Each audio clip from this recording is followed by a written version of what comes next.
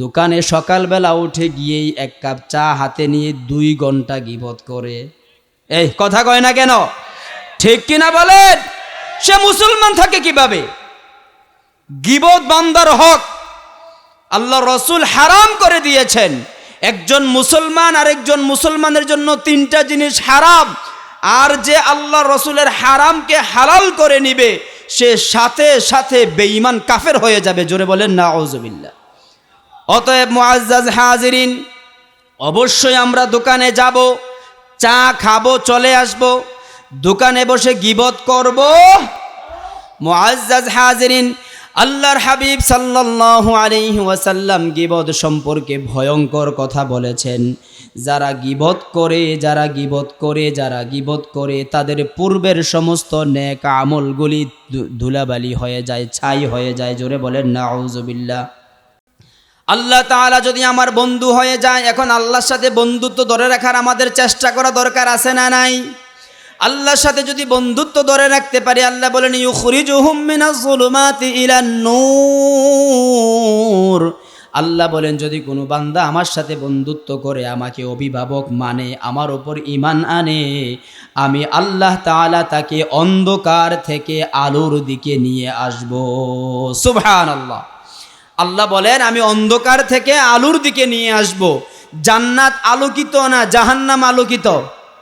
জান্নাত আলোকিত, জাহান্নাম অন্ধকার। অতএব আমরা কি অন্ধকারে থাকতে চাই না আলোতে থাকতে চাই? এই জায়গাটা যদি আপনার অন্ধকার থাকে, এখানে মাহফিল চলবে? চলবে না। অতএব 2 নম্বরে বলেছেন ওয়াল্লাযীনা কাফারু আউলিয়াউহুমুত তাগুতু ইউখরিজুনাহুম মিনান নূরি ইলাজ যুলুমাত। যারা আল্লাহর আয়াতকে অস্বীকার করবে, যারা তাগুতকে বন্ধু বানাবে, যারা শয়তানকে বন্ধু বানাবে, খেয়াল করে শুনুন, যারা শয়তানকে বন্ধু বানাবে, আল্লাহ রাব্বুল আলামিন বলেন ওই বন্ধু, ওই শয়তান তাদেরকে আলো থেকে অন্ধকারের দিকে নিয়ে যাবে। জোরে বলেন নাউজুবিল্লাহ। শয়তানের অনুসারী যারা করবে তাদের একমাত্র আবাসস্থল হলো উলাইকা আসহাবুন নার। যারা তাগুতের অনুসরণ করবে, যারা শয়তানের অনুসরণ করবে, অর্থাৎ আপনার সকাল থেকে সন্ধ্যা, সন্ধ্যা থেকে সকাল, আপনার মাথার চুল থেকে পা পর্যন্ত, আপনার রান্নাঘর থেকে আন্তর্জাতিক পর্যন্ত, আপনি মানুষ, আপনি মুসলমান, আপনি মুমিন হিসাবে যেখানেই যাবেন না কেন, সব জায়গায় আমি অনুসরণ করব কাকে? যদি এখানে আপনার ব্যক্তিগত কোনো মত আপনি অনুসরণ করেন, আপনার ব্যক্তিগত মতামতকে আপনি প্রাধান্য দেন, আপনার জন্যই আল্লাহ তাআলা জাহান্নাম তৈরি করে রেখেছেন। জোরে বলেন নাউজুবিল্লাহ। অতএব মুআজ্জাজ হাজিরিন, আমরা এই মাহফিলে আসছি কি জাহান্নামে যাওয়ার জন্য না জান্নাতে যাওয়ার জন্য? তাহলে এই মুহূর্তে একটা আয়াত শিখলাম। কয়টা আয়াত? জোরে বলেন কয়টা আয়াত? এই একটা আয়াত শিক্ষা গ্রহণ করার কারণে আল্লাহর হাবিব বলেন আমার আমল নামায় 100 রাকাত নফল সালাতের সওয়াবের চাইতে বেশি লিখে দেওয়া হবে। জোরে বলেন সুবহানাল্লাহ। এবার সামনের দিকে আগাই। এবারে আপনি যদি ঈমানকে রক্ষা করতে চান, ঈমানকে পাহারা দেওয়া লাগবে কি লাগবে না? মুআজ্জাজ হাজিরিন, আপনার গাড়ি বাড়ি মোবাইল টাকা পয়সা এই জিনিসগুলো আপনার কাছে দামি, ঠিক কিনা বলেন? এই জিনিসগুলো পাহারা দেওয়ার জন্য আমাদের লকার আছে না নাই? সিকিউরিটি আছে না নাই? এখন এই ঈমান, যে ঈমান থাকলে পরে আমি জান্নাতে যাব, যে ঈমান থাকলে পরে আল্লাহ আমার বন্ধু হবে, এই ঈমানকে পাহারা দেওয়া দরকার আছে না নাই? আমরা ওযু ভঙ্গের কারণ জানি, রোজা ভঙ্গের কারণ জানি, ঠিক কিনা বলেন? নামাজ ভঙ্গের কারণ জানি, কিন্তু ঈমান ভঙ্গের কারণ আছে, আমরা তা জানি? মুআজ্জাজ হাজিরিন, আল্লাহর হাবিব সাল্লাল্লাহু আলাইহি ওয়াসাল্লাম বলেন একজন বান্দা সকালবেলা ঘর থেকে বের হবে ঈমান নিয়ে, সন্ধ্যাবেলা ঘরে ফিরবে বেঈমান হয়ে। একটা বান্দা সকালবেলা ঘর থেকে বের হবে বেঈমান হয়ে, সন্ধ্যাবেলা ঘরে ফিরবে ঈমান নিয়ে। অর্থাৎ আখিরুজ জামানের এমন একটা পরিস্থিতি হবে, সকালবেলা ঈমান নিয়ে বের হলে তার কৃতকর্মের কারণে সে বেঈমান হয়ে ঘরে ফিরবে। জোরে বলেন নাউযুবিল্লাহ। এজন্য মুআজ্জাজ হাজিরিন, যেই ঈমান আমাকে জান্নাতে নিয়ে যাবে, যেই ঈমান আমাকে আল্লাহর বন্ধু বানিয়ে দিবে, আল্লাহর বন্ধু আমরা হতে চাই কি চাই না? জোরে বলেন চাই কি চাই না? আল্লাহর বন্ধু হতে হলে এই ঈমানকে পাহারা দিতে হবে। এই ঈমান ভঙ্গের 10টি কারণ রয়েছে। কয়টি কারণ? আবার বলেন। বেশি আলোচনা করা যাবে না, আমি সর্বোচ্চ 1টা অথবা 2টা আপনাদের সামনে আলোচনা করব। এই ঈমান ভঙ্গের 1 নাম্বার অন্যতম কারণ হলো আশিরকু ফি ইবাদাতিল্লাহ। জোরে বলেন নাউযুবিল্লাহ। অর্থাৎ আমরা সবাই বিশ্বাস করি আসমান ও জমিনের মালিক একমাত্র আল্লাহ। তার সত্তা, তার ক্ষমতা, তার গুণাবলী, তার অধিকার কোনো কিছুতেই কোনো অংশীদার নেই। পৃথিবী এবং পৃথিবীর সকল প্রাণী সহ গোটা মহাবিশ্বের যা কিছু আছে সব কিছুর তিনি একমাত্র সৃষ্টিকর্তা, প্রতিপালক, প্রভু, মালিক ও শাসক ও নিয়ন্ত্রক। ঠিক কিনা বলেন? আল্লাহর হাবিব সাল্লাল্লাহু আলাইহি ওয়াসাল্লাম বলেন, কাল কিয়ামতের ময়দানে কঠিন বিচারের সময়ে প্রত্যেকটা বান্দার বিচার করা হবে। ওই বিচারের ময়দানে যে বান্দার প্রতি আল্লাহ তাআলা সন্তুষ্টি হয়ে যাবে, এ বান্দার জন্য আল্লাহ তাআলা অফুরন্ত নিয়ামতের জান্নাত দিয়ে দিবে। সুবহানাল্লাহ। আর ওই বিচারের ময়দানে যদি আল্লাহ তাআলা আপনার প্রতি, আমার প্রতি অসন্তুষ্টি হয়ে যায়, আমার আপনার জন্য উলাইকা আসহাবুন নারি হুম ফিহা খালিদুন। আল্লাহ রাব্বুল আলামিন বলেন, যাদের বিচার ফয়সালায় আমি অসন্তুষ্টি হয়ে যাব, যারা প্রমাণিত হয়ে যাবে, যারা পরাজিত হয়ে যাবে, তাদের অবস্থান হবে জাহান্নাম এবং চিরস্থায়ীভাবে তারা জাহান্নামে থাকবে। জোরে বলেন নাউযুবিল্লাহ। অতএব মুআজ্জাজ হাজিরিন, সমাজের মধ্যে আমরা নামাজও পড়ি আবার শিরিকও করি, আছে না নাই? মুআজ্জাজ হাজিরিন, আল্লাহ রাব্বুল আলামিন সব চাইতে ভয়ঙ্কর পাপ বলে কোরআন আল কারীম ঘোষণা দিয়েছেন এই শিরককে। ইন্নাশ শিরকা লাযুলমুন আযীম। জুলুমের মধ্যে শ্রেষ্ঠ জুলুম হলো আল্লাহর সাথে কাউকে শরীক করা। জোরে বলেন নাউযুবিল্লাহ। মুআজ্জাজ হাজিরিন, শিরকের ভয়াবহতা সম্পর্কে আল্লাহ তাআলা বলেন, ওয়ালা তাজআল মা'আল্লাহি ইলাহান আখারা ফাতুলকা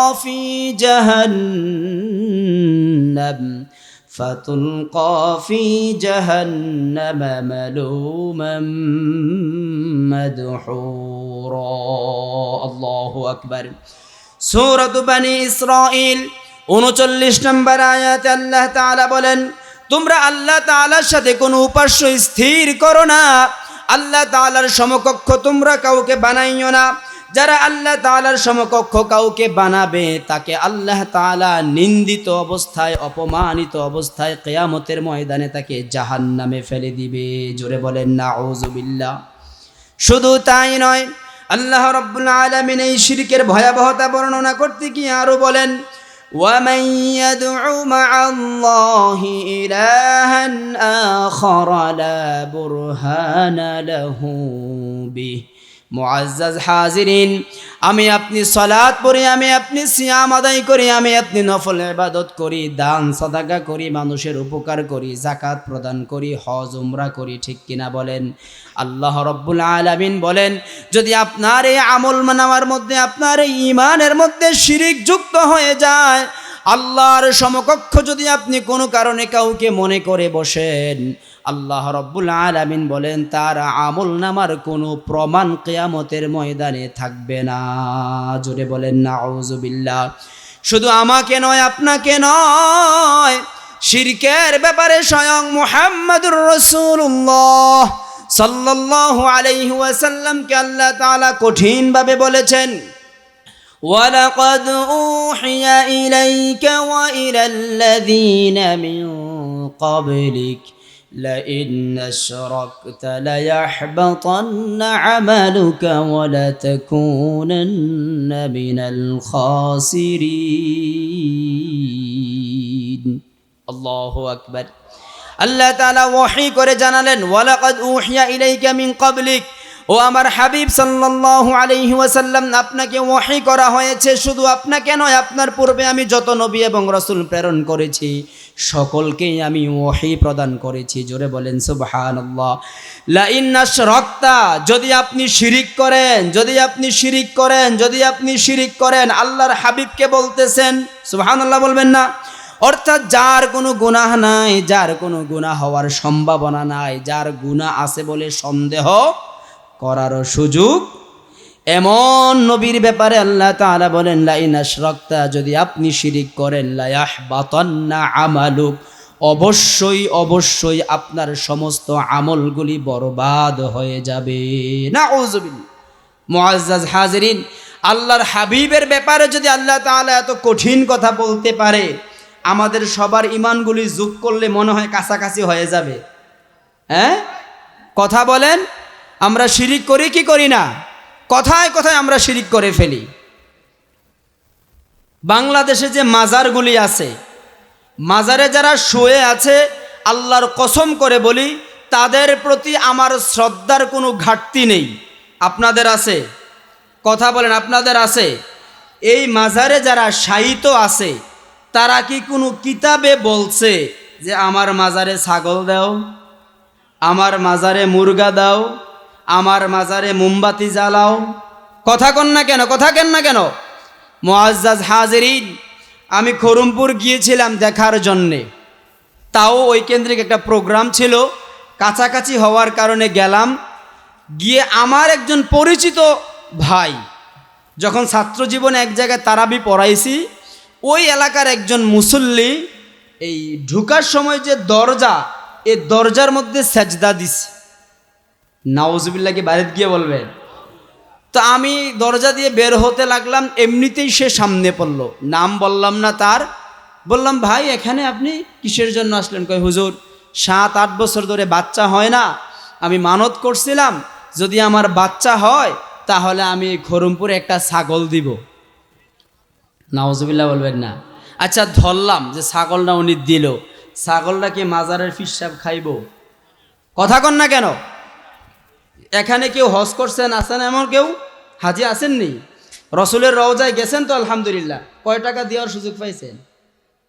কথা বলেন, রসুলের রওজায় কয় টাকা দেওয়ার সুযোগ পাইছেন? যদি টাকা দেওয়ার বিধান কবরে থাকতো তাইলে রসুলের রওজায় 100 তলা বিল্ডিং উঠতো, ঠিক কিনা বলেন?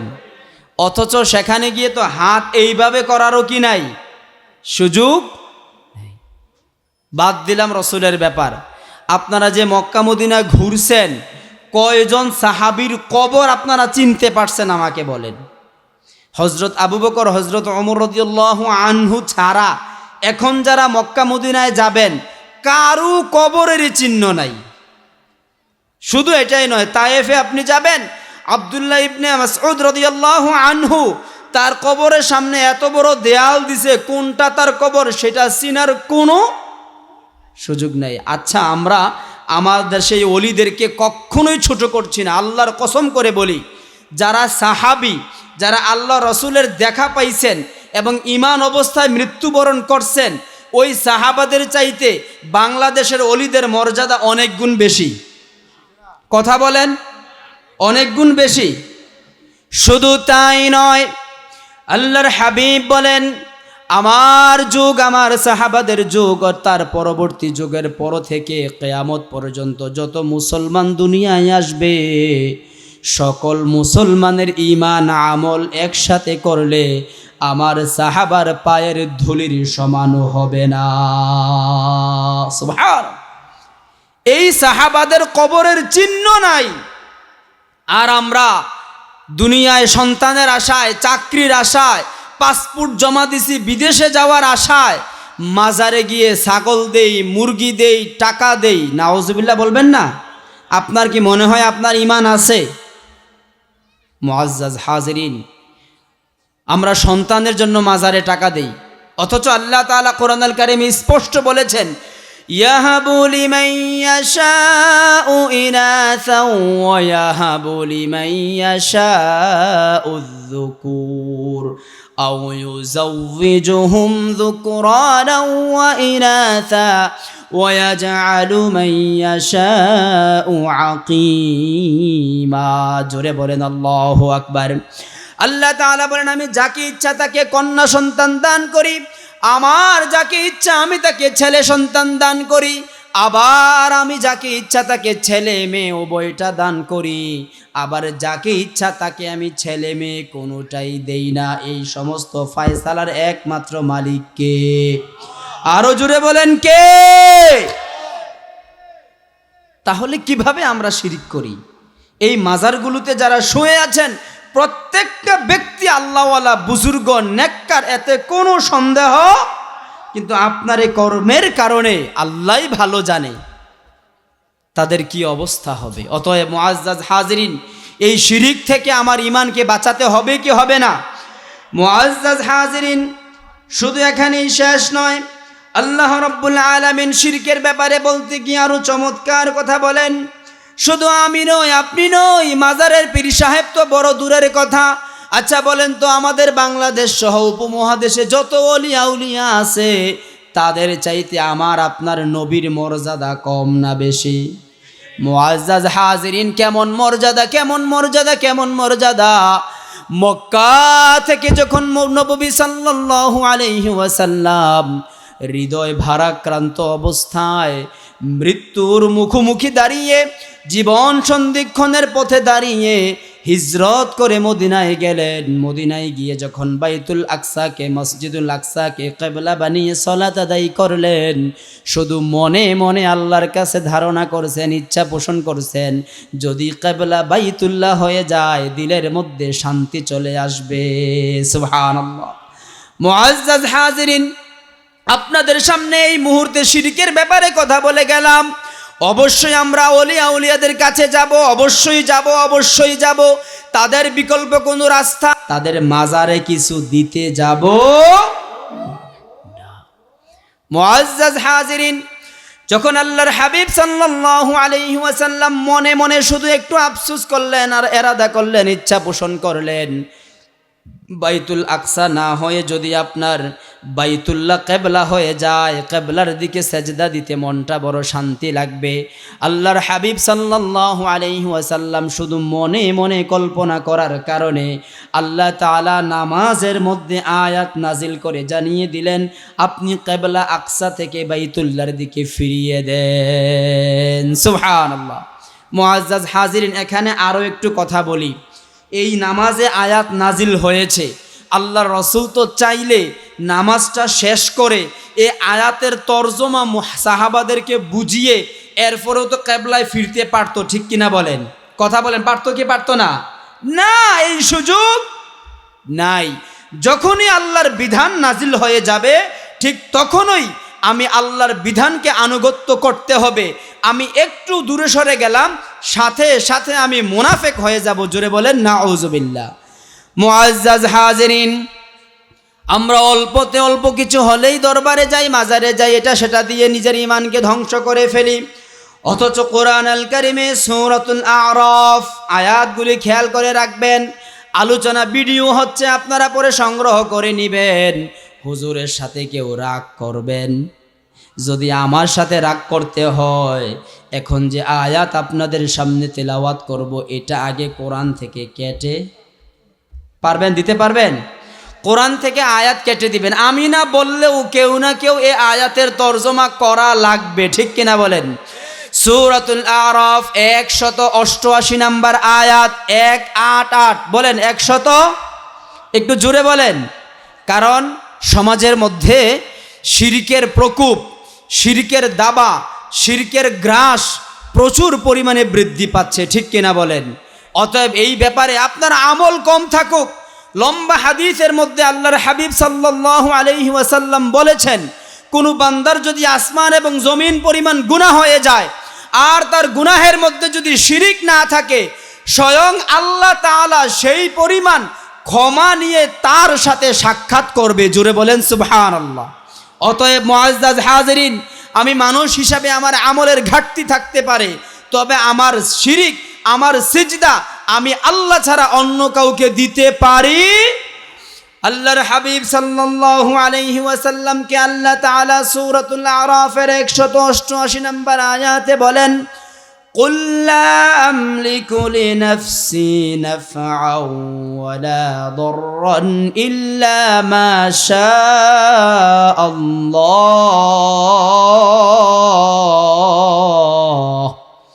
আল্লাহর হাবিব সাল্লাল্লাহু আলাইহি ওয়াসাল্লামকে সরাসরি মেনশন করে বলেন, ও আমার হাবিব মুহাম্মদুর রাসূলুল্লাহ সাল্লাল্লাহু আলাইহি ওয়াসাল্লাম, আপনি তাদেরকে বলে দেন, আপনি তাদেরকে জানিয়ে দেন, আপনি তাদেরকে বুঝিয়ে দেন, লা আমলিকু লি নাফসি, আমি মালিক নই আমার নিজের। সুবহানাল্লাহ বলেন, আরো জোরে সুবহানাল্লাহ বলেন। আমার নিজ কানে শোনা মিয়া দোকান থেকে লাভ দিয়া বেরোয়া বলে, আল্লাহ দিলে 2 জন ফিসাব ধরছি। কয়জন ফিসাব? নাউজুবিল্লাহ বলবেন না। অথচ হেতে টাটকা সুদের ব্যবসা করে। কিসের ব্যবসা? কথা বলেন। আমার নিজের চেনা জানা শোনা মানুষ সরাসরি সুদের সাথে জড়িত, সরাসরি মদের সাথে জড়িত, সরাসরি জেনার সাথে জড়িত। অথচ একদল পীর বন্ড মাজার পূজারী সেজে এই মানুষগুলাকে ধ্বংস করার জন্য রাস্তা খুলে দিয়েছে। তারা বলে যে পীর সাহেবের কাছে মুরিদ হলে নামাজ রোজা লাগে না। নাউজুবিল্লাহ বলবেন না। আমি নিজে শুনছি, আমি নিজে, যে আমার সামনে এসে বলতেছে যে আল্লাহ দিলে 2 জন পীর ধরছি, এত টেনশন নেই। নাউজুবিল্লাহ বলবেন না।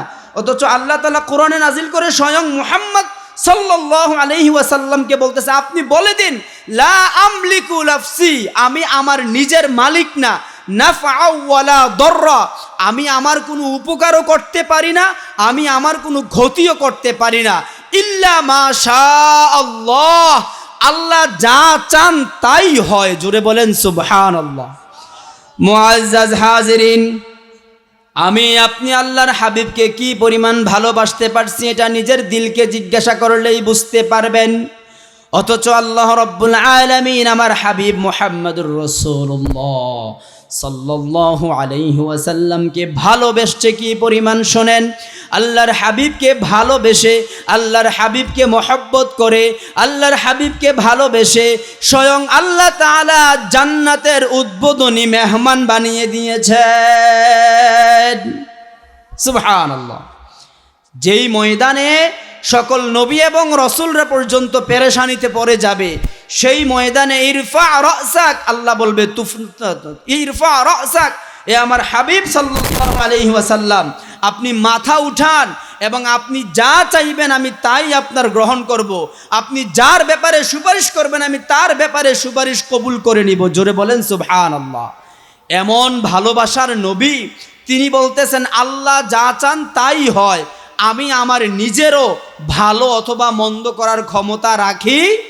অথচ আমাদের সমাজে আপনার সাইনবোর্ড দেখবেন রাস্তার মধ্যে লাগাই রাখছে যে নেক নিয়তে মানত পূরণের উসিলায় সিলেট ভ্রমণ। কথা বলেন, আছে না নাই? আমার নিজের এলাকায় আমি নিজে বহু লোক দেখছি মুরগা লয়ে সেরা বাসে উঠতেছে। আমি কই চাচি কই যান? কয় সিলেট যাইতেছে। আহা, নাউজুবিল্লাহ বলবেন না। টাটকা শিরিক।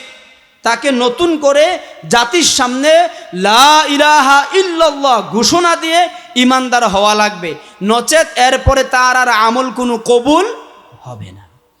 মুআজ্জাজ হাজিরিন, শিরকের ব্যাপারে আরো ভয়াবহ কথা আল্লাহ রাব্বুল আলামিন বলেছেন। ঈমান ভঙ্গের 1 নাম্বার কারণ হলো আল্লাহর সাথে শরীক করা। এই ব্যাপারে বলতে গেলে আজকে সারা রাত্র শেষ হয়ে যাবে। সর্বশেষ একটা আয়াত বলে এখানে আমি আলোচনার ইতি টানছি। আল্লাহ রাব্বুল আলামিন কোরআনুল কারীমে বলেন, ইন্নাহু মান ইউশরিক বিল্লাহ ফাকাদ হারামাল্লাহু আলাইহিল জান্নাহ ওয়া মাওয়াহুন নার ওয়া মা লিয-যালিমিন মিন আনসার। জোরে বলেন আল্লাহু আকবার। আল্লাহ বলে নিশ্চয় যারা শিরিক করবে, নিশ্চয় যারা আল্লাহর সমকক্ষ কাউকে মনে করবে, নিশ্চয় যারা শিরিক করবে, ফাকাদ হারামাল্লাহ, আল্লাহ তাআলা তাদের জন্য হারাম করে দিয়েবেন জান্নাত। জোরে বলেন নাউযুবিল্লাহ। ওয়া মাওয়াহুন নার, আর তাদের অবস্থান হবে জাহান্নামে। ওয়া মালিজ জালিমিনা মিন আনসার, আল্লাহ বলেন তাদের কোনো সাহায্যকারী থাকবে না। জোরে বলেন নাউযুবিল্লাহ। শিরিক করার কারণে আপনার জাহান্নাম হারাম হয়ে যাবে, আপনার অবস্থান আপনার শিরিক করার কারণে আপনার জান্নাত হারাম হয়ে যাবে, শিরিক করার কারণে আপনার অবস্থান জাহান্নামে হবে, শিরিক করার কারণে আপনার কোনো সাহায্যকারী থাকবে না। যেই পীরের দরবারে গিয়ে আপনি শিরিক করলেন, যেই মাজারে গিয়ে আপনি শিরিক করলেন, একটা কথা বুঝে রাখবেন, একটা কথা খেয়াল করে রাখবেন, শিরিক কিন্তু সাধারণত এলাকার কারুর সাথে করা হয়, ঠিক কিনা বলেন? আমরা যাকে বুজুর্গ মনে করি তার সাথেই শিরিক করি। এই ব্যাপারে আল্লাহ রাব্বুল আলামিন বলেন, যারা শিরিক করবে এবং যারা আল্লাহ এবং আল্লাহর বান্দার মাঝে কাউকে মাধ্যম হিসাবে গ্রহণ করবে, যে এই বান্দা বোধহয় আমার জন্য সুপারিশ করলে আমি জান্নাতে যেতে পারবো, এটাও ঈমান ভঙ্গ হয়ে যাবে। আল্লাহ রাব্বুল আলামিন কোরআন আল কারীমে সূরাতুজ জুমার, সূরাতুজ জুমার, সূরার নাম কি বলেন? সূরাতুজ 44 নম্বর আয়াতে আল্লাহ তাআলা বলেন, কুল লিল্লাহিশ শাফাআতু জামিআ লাহু মুলকুস সামাওয়াতি ওয়াল আরদ। জোরে বলেন আল্লাহু আকবার।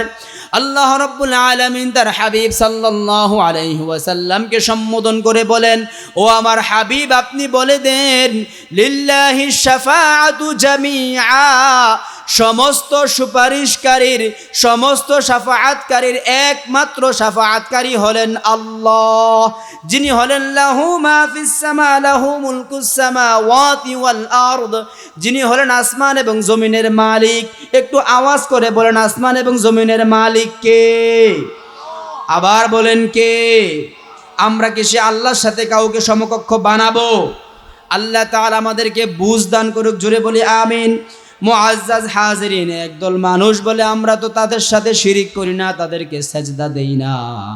আমি যদি জিজ্ঞাসা করি, আপনি তাদের দরবারে গিয়ে কেন গরু দিলেন কেন? কথা বলেন। মাজারে ফুল দেওয়া হয় কি হয় না? এই ফুলের জন্য কি তার সওয়াব হয়? অথচ স্পষ্ট হাদিস, আসসালামু আলাইকুম ইয়া আহলাল, আছে না নাই? তো কই? এখানে তো আল্লাহ তাআলা বলছেন আসসালামু আলাইকুম ইয়া আহলাল ফুল, ইয়া আহলাল মোমবাতি, কইছে? কেন দিচ্ছেন? কেন দিচ্ছেন? এগুলো কি হিন্দুরা দিচ্ছে? কথা বলেন, এগুলো কি হিন্দুরা দিচ্ছে, বৌদ্ধরা দিচ্ছে, খ্রিস্টানরা দিচ্ছে? তাইলে আপনি কি করতেছেন? আপনি এত এত দুর্বল হয়ে গেলেন কেন? এত আপনি মর্মাহত হয়ে গেলেন কেন? এত আপনার দুনিয়ার লোভ ঢুকলে কেন? আপনি কি ভাবেন নাই? আপনি কি চিন্তা করেন নাই? আপনার স্বয়ং সম্পন্ন দেহ থাকার পরে আপনি শিরিক করছেন, অথচ যখন আপনার কিছু করার ক্ষমতা ছিল না, পৃথিবীর কারো কিচ্ছু করার ক্ষমতা ছিল না, আপনার মায়ের পেটে আপনাকে 6 থেকে 7 মাস লালন পালন করেছেন কে? সুবহানাল্লাহ বলবেন না? নাকি আপনি হঠাৎ বড় হয়ে গেছেন? মুআজ্জাজ হাজিরিন, এই মায়ের পেটে 6 থেকে 7 মাসের নিরাপত্তা আল্লাহ কোরআনে বলে, ও আমার বান্দা, তুমি কিভাবে আমাকে ছাড়া অন্য কারো কাছে সাহায্য চাইতে পারো, অন্য কারো কাছে মাথা নত করতে পারো, অথচ যেখানে তোমার সাহায্যকারী কেউ ছিল না, সেখানে আমি আল্লাহ তাআলা তোমাকে সাহায্য করে নিরাপত্তা দিয়ে দুনিয়ায় আগমনের রাস্তা করে দিয়েছেন কে? অতএব মুআজ্জাজ হাজিরিন, আমার আপনার আমলের কমতি থাকতে পারে, এটাতে কোনো না নাই, তবে কখনো শিরিক করা যাবে। দেখেন, আমরা যারা দরবারে পীর দরি জান্নাতের আশায়, তাদের ব্যাপারে আল্লাহ তাআলা কোরআন আল কারীমে বলেন, সূরাতু ইউনূসের 18 নম্বর আয়াত, ওয়ায়াবুদুনা মিন দুনিল্লাহি মা লা ইয়াদুররুহুম ওয়া লা ইয়ানফাউহুম ويقولون هؤلاء شفعاؤنا عند الله قل أتنبئون الله بما لا يعلم في السماوات ولا في الأرض। জোরে বলেন আল্লাহু আকবার। আল্লাহ তাআলা সূরাতু ইউনূস, সূরার নাম কি? সব সূরা কঠিন হইলেও এটা একটু সহজ আছে নামটা, ঠিক কিনা বলেন? ইউনূস আলাইহিস সালাম একজন নবীর নাম। কার নাম? এই ইউনুস বললে সাথে সাথে আপনার আমল নামায় 40টা নেকি লেখা হবে। সুবহানাল্লাহ বলেন। এজন্যে এই সূরার নাম কি? সূরাতু ইউনুস। 18 নম্বর আয়াত। কত নম্বর আয়াত? একটু শিখে যান। কয়টা আয়াত শিখলাম আমরা দেখছেন? একটা আয়াতের কারণে 100 রাকাত। অন্য হাদিসের মধ্যে আল্লাহর হাবিব সাল্লাল্লাহু আলাইহি ওয়াসাল্লাম বলেন, তোমাদের মধ্যে কি এমন কেউ আছে যে বুতহান এবং আকিক বাজার থেকে হৃষ্টপুষ্ট বড় কুজ বিশিষ্ট গর্ভধারিণী উটনি ডেলি 2টা ক্রয় করতে পছন্দ করে? এমন কি কেউ আছে? ফাকুলনা ইয়া রাসূলুল্লাহ নুহিব্বু যালিক। সকল সাহাবারা একসাথে জবাব দিল, ইয়া রাসূলুল্লাহ, বুতহান এবং আকিক বাজার থেকে বড় কুজ বিশিষ্ট হৃষ্টপুষ্ট গর্ভধারিণী উট কে না পছন্দ করবে? জোরে বলেন সুবহানাল্লাহ। আমাদের বাংলাদেশের মধ্যে গরু বাজারের মধ্যে শ্রেষ্ঠ বাজার আমরা মনে করি গাবতলী, ঠিক কিনা বলেন? গাবতলী বাজারে গত বছর কুরবানির ঈদের সর্বশ্রেষ্ঠ গরুর দাম কত? কথা বলেন। সর্বোচ্চ 16 লক্ষ টাকা না কত লক্ষ টাকা যেন হয়েছে? কত লক্ষ টাকা? 16 লাখ টাকা। আবার হাদিসটা বুঝেন, আল্লাহর হাবিব বলেন হৃষ্টপুষ্ট বড় কুজ বিশিষ্ট এবং গর্ভধারিণী অর্থাৎ বাচ্চা দিবে এমন উটনি 2টা কিনতে কে পছন্দ করবে? সাহাবারা বলল, ইয়া রাসূলুল্লাহ, আমরা সবাই পছন্দ করব। আল্লাহর হাবিব বললেন, যদি তোমরা এটা পছন্দ করো, তোমাদের মধ্যে তারা কেন যায় না মাহফিলে, যারা কেন যায় না মজলিসে, তারা কেন যায় না মসজিদে? তারা মসজিদে মাহফিলে মজলিসে গিয়ে যদি 2টা আয়াত শিক্ষা গ্রহণ করে, তাদের আমল নামায় এরকম 2টা উটনি আল্লাহর রাস্তায় দান করলে যেই সওয়াব, তাদের আমল নামায় সেই পরিমাণ সওয়াব দেওয়া হবে। জোরে বলেন সুবহানাল্লাহ। মুআজ্জাজ হাজিরিন, অতএব আসুন আমরা আল্লাহ রাব্বুল আলামিনের এই দেওয়া কোরআন থেকে আমরা শিক্ষা গ্রহণ করে কোরআনের আয়াতের আলোকে আমরা জীবনযাপন গঠন করে ঈমানের সম্পূর্ণ পাহারা দিয়ে যেন আমরা ঈমানদার হয়ে দুনিয়া থেকে বিদায় নিতে পারি। জোরে বলি আমিন। ওয়াসসালামু আলাইকুম ওয়া রাহমাতুল্লাহি ওয়া বারাকাতুহু।